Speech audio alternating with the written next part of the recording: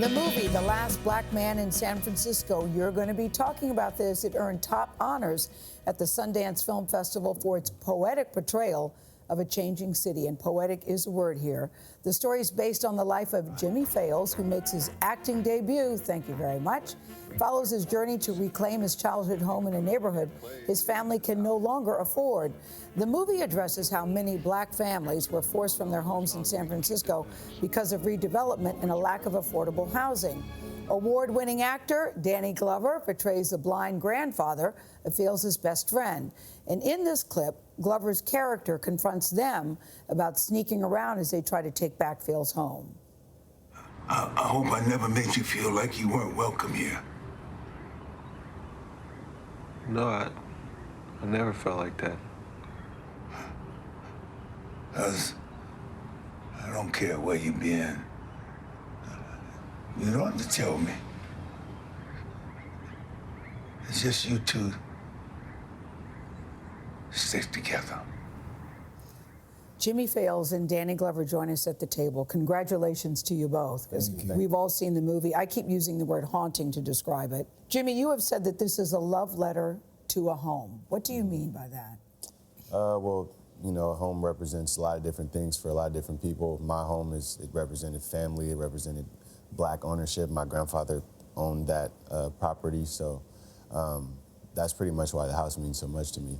Was it difficult for you to go back and see this story told on the big screen, knowing that so many elements are true to your own life?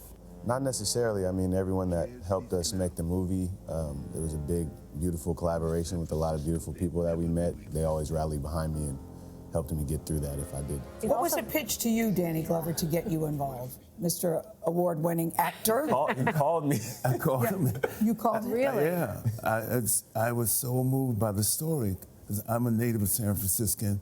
I live in the same neighborhood that I've lived in since I'm 11 years old. My parents had an opportunity because they were postal workers, like a number of other African Americans, had an opportunity to purchase a home, you know, and so their children didn't have the same opportunity because they didn't have the jobs, one, and the price of housing increased dramatically.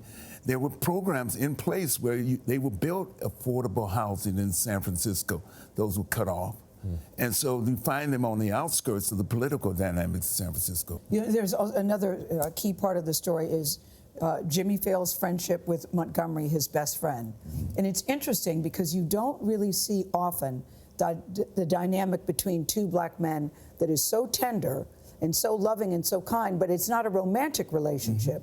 Talk about why that was important to you. I very rarely see something like that on the screen, and it was so beautifully done. Well, I mean, you know, growing up in the inner city, it's always, you know, toxic masculinity is always a thing. So you want to be able to explore that, and I think that's important for younger black men to see too. Like, you don't have to always be tough. It is showing black men in a different light. There was tenderness, there were tears, Jimmie. There was real emotion between these two characters. When you set out, when you started writing this and the idea, you had a Kickstarter campaign even going to do this movie. I always think sometimes the reality versus the expectation can be different. What is the reality like compared to maybe what that expectation was? Surreal. I mean, you know, you never thought I'd be on CBS in the morning.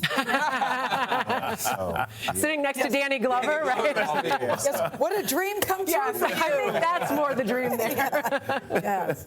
And how was it working with Danny Glover? Were there times where you have to say, Mr. Glover, you need to do that over. We need to see emotion, energy. What was that? Did you pull out any Lethal Weapon lines every once in a while, start quoting them to him? And Danny, for you working with this group, because I know how much the city of San Francisco means to you, why you wanted to be a part of this. Yeah, it does. I mean, and because these are two young men who I knew loved the city. And that's what makes it is. They love the city and everything else.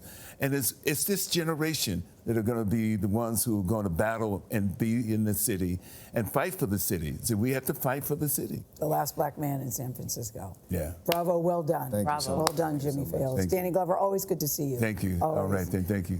The Last Black Man in San Francisco is in theaters right now.